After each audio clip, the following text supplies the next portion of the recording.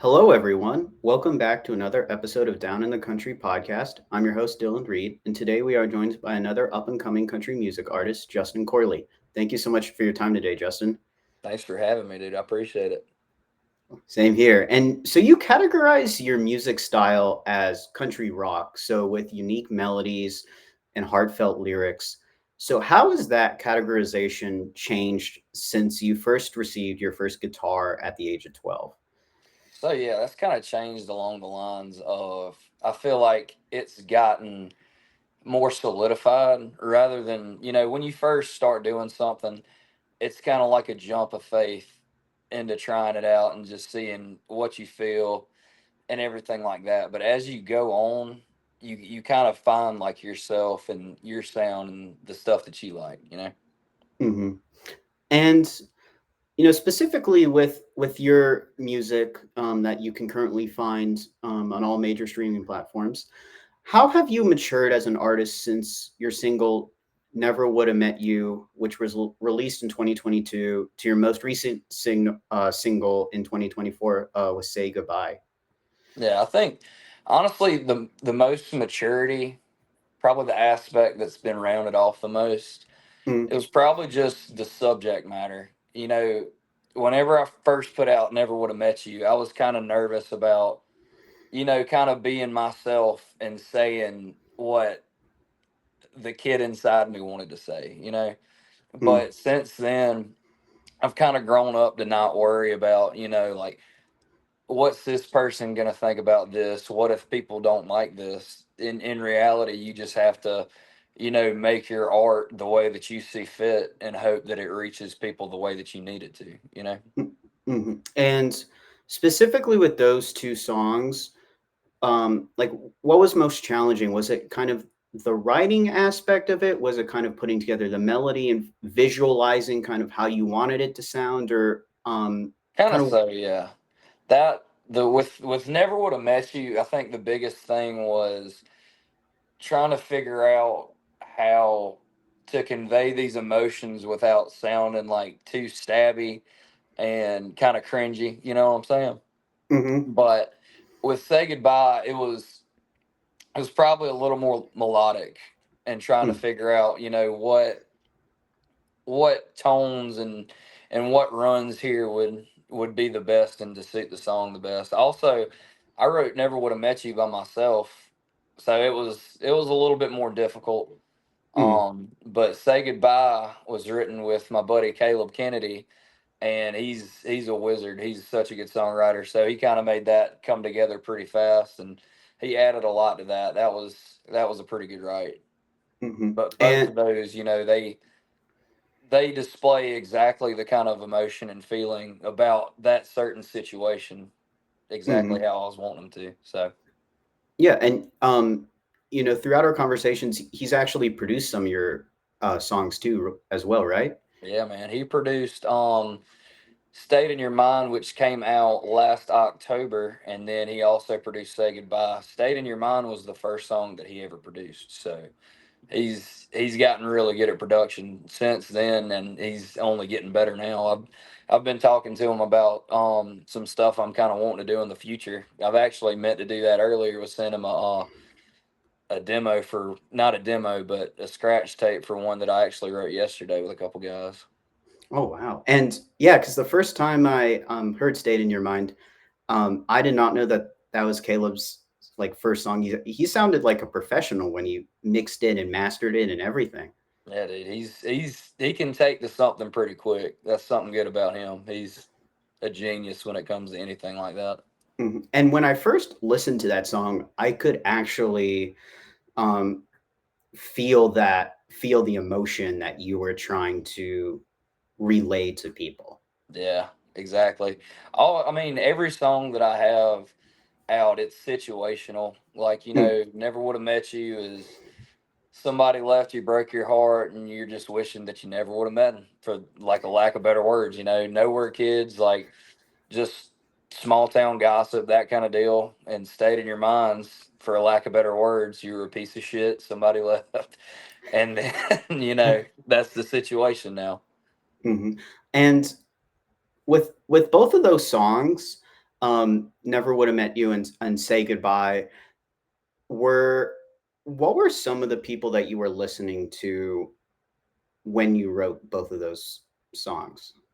So I listen to like a lot of like Texas rock kind of stuff, like that kind Huh. of deal. So Co Wetzel was a big, I was listening to him a lot in like high school and like early college. Pecos and the Rooftops, Dylan Wheeler, Giovanni and the Guns, Austin Mead. Those are my favorite artists right now, and they have been, like I said, for 5 or 6 years. So they've really shaped that sound because I've always loved rock and I've always loved country. So when you Mm, kind of mix aspects of both of those styles, I was blown away when I first started listening to it. So I've been trying to not necessarily replicate that same kind of style, but kind of do it in my own way. hmm.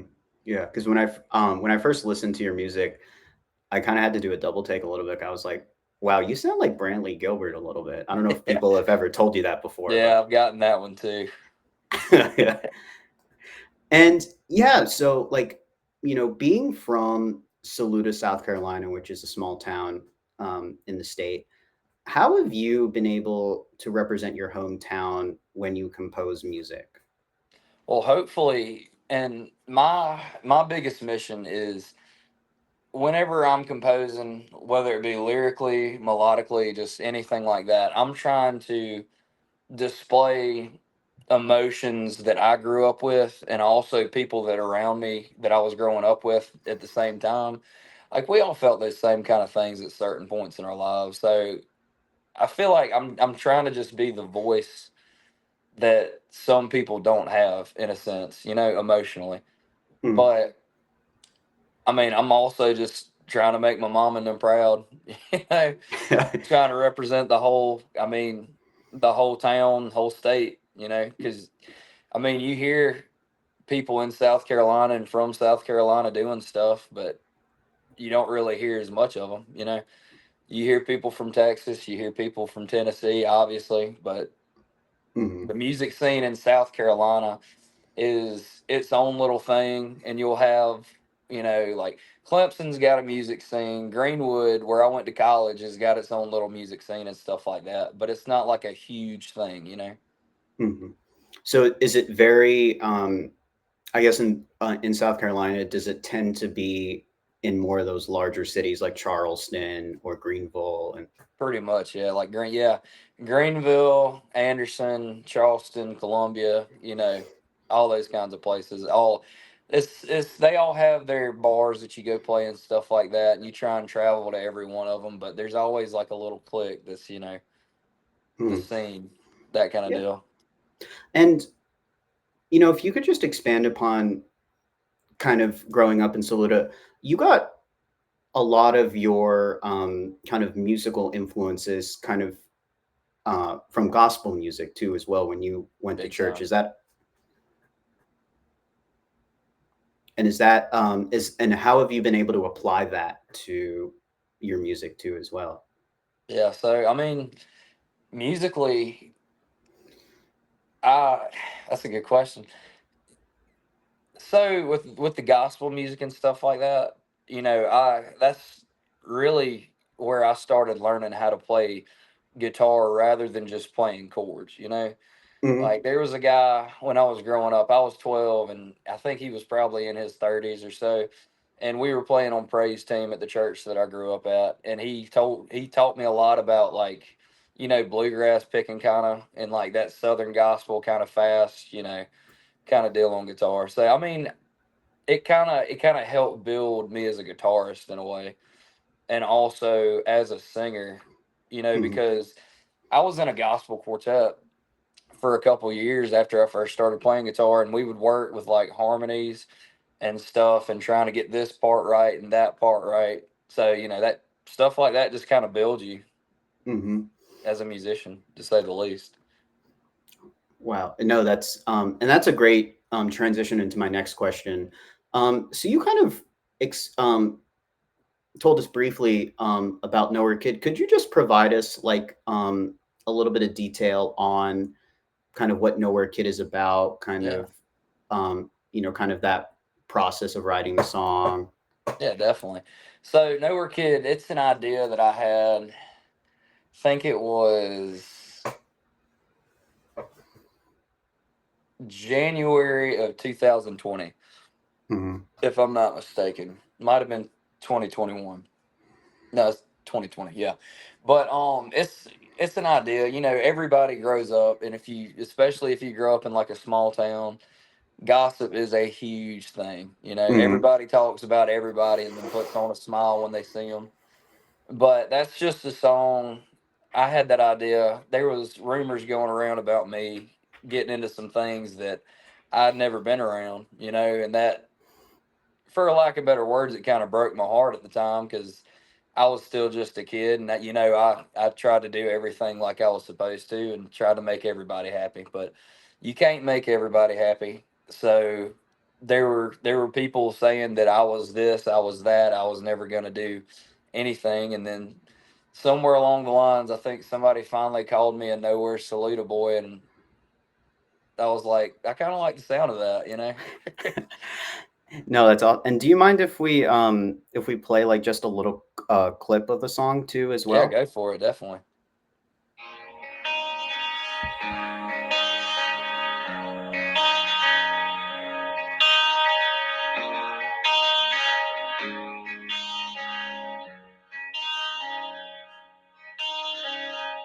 Never saw myself as a bad guy, but here lately, that's what I've been looking like. Never wanted to let you see that fucked up side of me that I tried so hard to hide. Oh,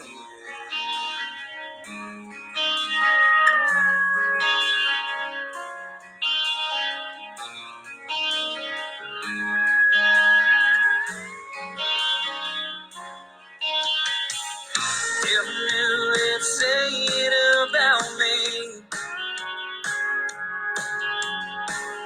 if I knew that all my life I'd be the one that they put down, the one lying there on the ground. Never knew it was gonna be me,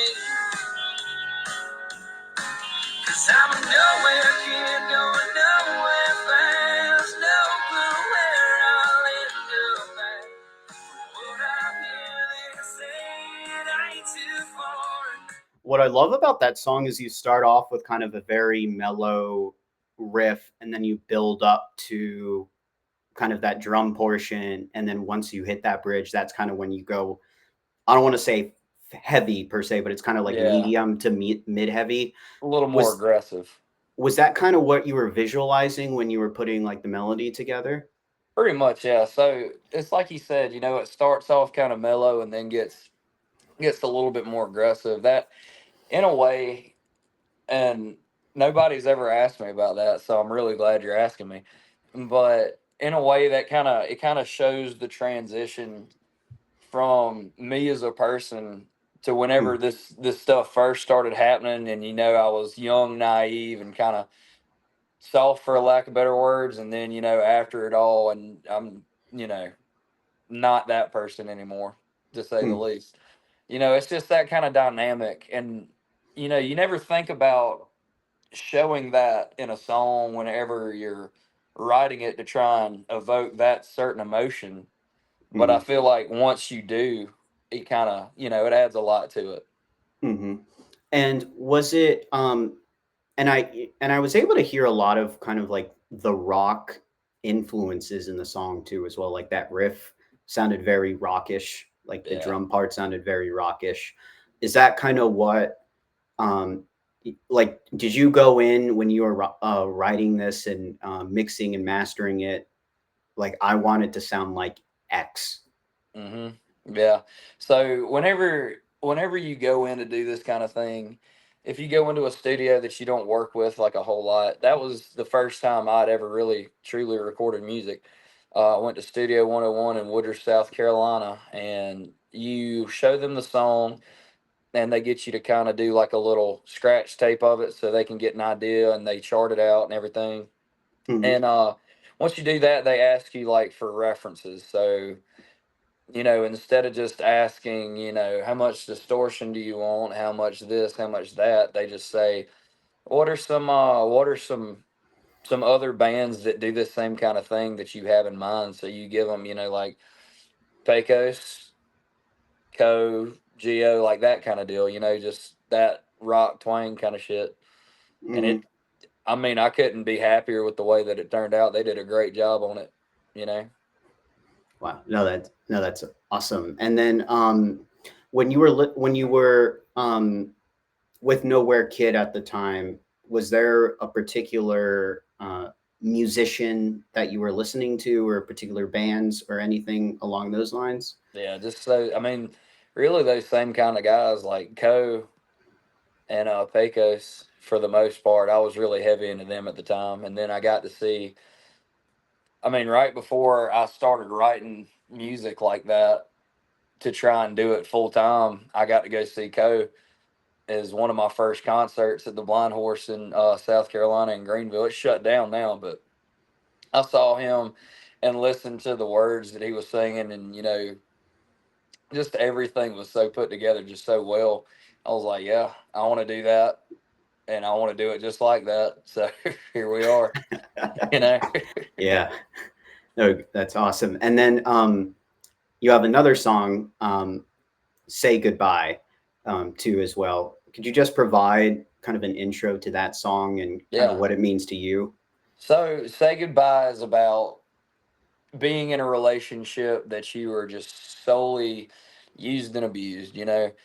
Like, and it says it best in the chorus when you only call me when you're drunk, and I only answer if I'm high.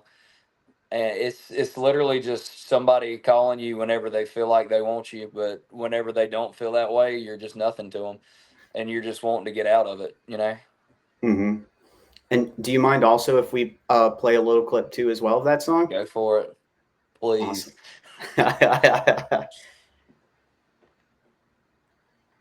You only call me when you're drunk. I only answer if I'm high. Yeah, we always tell ourselves that we ain't good together, but we can never say goodbye.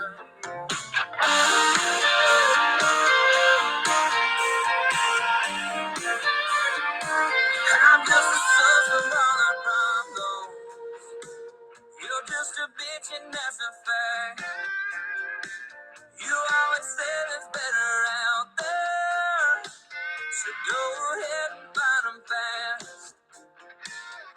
Cause I'm so sick and tired of being tied to a world that revolves around you. You only call me when you're drunk. I only answer if I'm high. Yeah, we always. I love the video reel of that song. You like that? Yeah. Yeah, that was my buddy Jordan at Jack Media. He's a genius. We had been talking about doing the reels and stuff, and he was asking me for ideas, and I'm not that guy when it comes to like ideas for photos or videos or anything. And he just said, "Well, just bring your guitar, bring an amp, and a bottle of whiskey, and we'll go for it." And we did. So literally that entire shoot, it was just me playing the guitar to the track and drinking larceny. I could not be happier. They look great too. So, you know, No, but I really liked in the video reel too how you were able to kind of use the guitar and the whiskey to kind of tell a story with the song. I don't know. The older I've gotten, the more I started paying attention to clothes and to yeah, things that are used, because I think all those things really tell a story in the song. they definitely do. Everything that's in a piece of art that Mm, goes into a bigger piece of art, mm, it tells a little bit about the person or the artist, like in those videos, I was wearing, a Misfit shirt, hat, long hair, So obviously, I love rock, Big Misfits fan, stuff like that. Love liquor, love rock and roll, music, anything. Hmm. It all works together. And was it the same artists such as that you were listening to at the time when you wrote Say Goodbye? Yeah, I've kind of broadened it a lot more since then. So, like now I'm into Dylan Wheeler. I listen to like Fox and V, War Hippies, stuff like that. Hmm. Hardy just put out a new album. I'm listening to Hardy, all kinds of stuff like that. So it's all kind of melting together to polish this sound off. Hmm. No, that's awesome. And with both of those songs that we listened to, and then kind of what we previously talked about with Never Would Have Met You, um, what do you want people to know about that man from Saluda, South Carolina?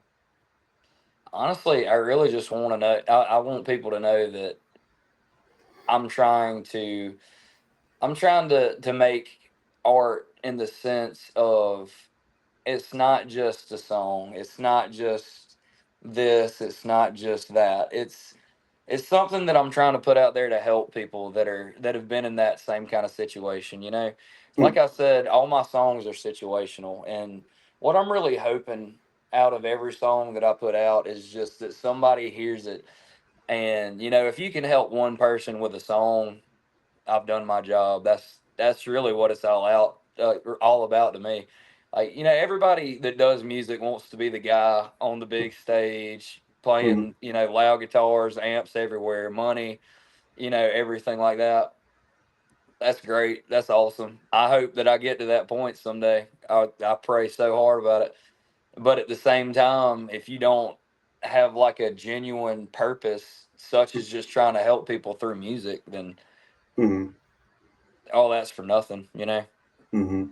Yeah, and and it was great, listening to your music because the themes really of heartbreak and kind of what you were saying too, as well as small town gossip, are really prevalent in your songs, which are things that kind of you have described, you have experienced. Hmm. Um, so how are you able to successfully? And I know it's very challenging because a song is a auditory representation of poetry. Like, how do you Hmm. show those themes and not necessarily tell them in your songs?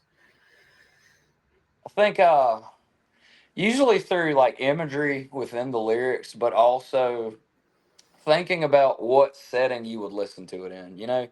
Like if you're gonna listen to Never Would Have Met You or Say Goodbye or Nowhere Kid or Stayed in Your Mind, any of my songs, you're probably not gonna be listening to them in a car on a ride somewhere with your happy family. I know some people that do it and they love it. They send me videos of it. That's great. But I mean, when I was in that position listening to that kind of music, it was usually like outside in the dark, you know, Hmm. drinking, that kind of thing. So you're trying to give the feeling of what you were feeling at that time as the visual as well, if that makes sense. Hmm. You know. Yeah. Well, and it was like Nowhere Kid, for example, you're outside, it looks like you're standing, it looks like on like a big piece of rock, kind of Hmm. what you were just describing, nature as Yeah, being one of the things.